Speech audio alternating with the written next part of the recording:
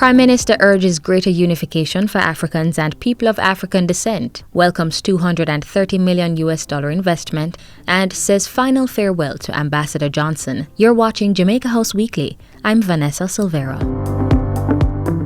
Last Tuesday morning, the Prime Minister was among the delegates who addressed Africa Day celebrations. Mr. Holness told the webinar that there needed to be a greater African unification for reparations. Africans and people of African descent must work together to demand reparations from European colonial powers for the damage caused to our people, who endured over 400 years of enslavement with continuance in post-slavery governance and economic arrangements. The Prime Minister says Africans at home and in the diaspora should focus on dismantling the inequities that have undermined their progress and prosperity. A renewed call was also made for equitable access to vaccines for the Caribbean and Africa. It would be the greatest setback for mankind if inequitable vaccine access were to cause uneven recovery and a widening of the development gap between the rich and poor globally.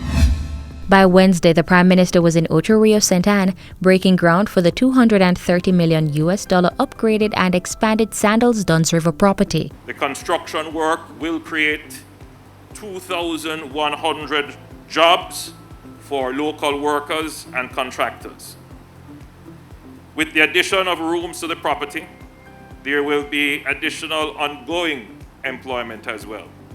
And I am told that when the hotel is open in 2024, that there would be 1,336 jobs, new jobs that this hotel will sustain.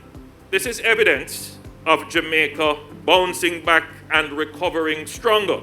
Mr. Holness also unveiled plans to deepen the investment made by the Tourism Enhancement Fund along the island's tourism belt. He says the fund will be building out more parks for visitors and tourists alike, investing in training and beautification. And that will be a very good symbol for the people of Jamaica to understand that they are benefiting from the tourism product.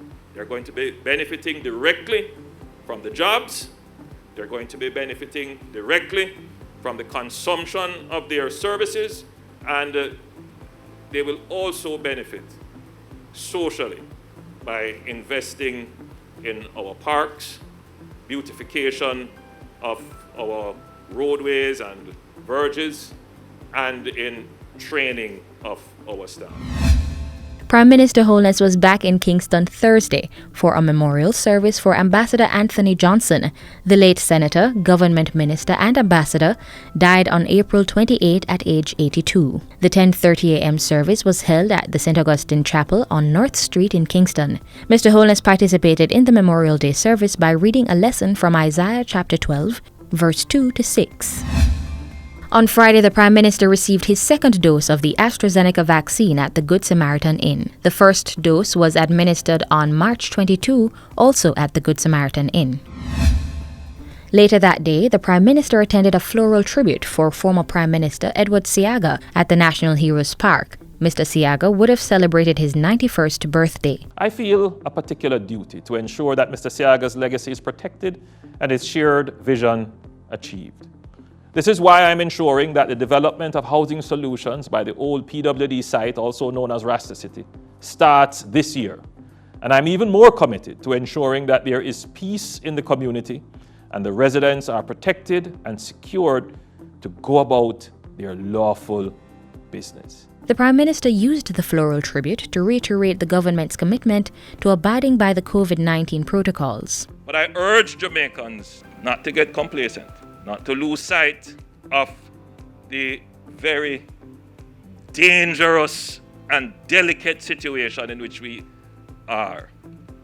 Other countries are progressing out of the situation because they have access to vaccines, and their population, some of them are more than 50% vaccinated, some as high as 80% vaccinated.